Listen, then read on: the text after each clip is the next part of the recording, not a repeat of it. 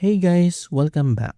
In today's video, I'll show you how to log out of Waze in 2026. If you want to switch accounts or sign out of the app on your phone, just follow these simple steps. First, open the Waze app on your device and tap the My Waze or profile icon to access your account. Next, tap your profile at the top of the screen.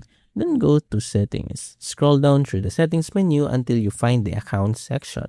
In the account menu, look for the log out or sign out option and tap it.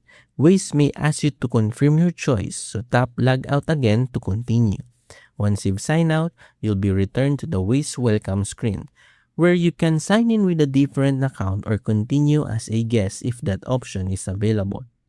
If you don't see a log out option, make sure you're using the latest version of Waze, as the location of account settings may vary between app updates.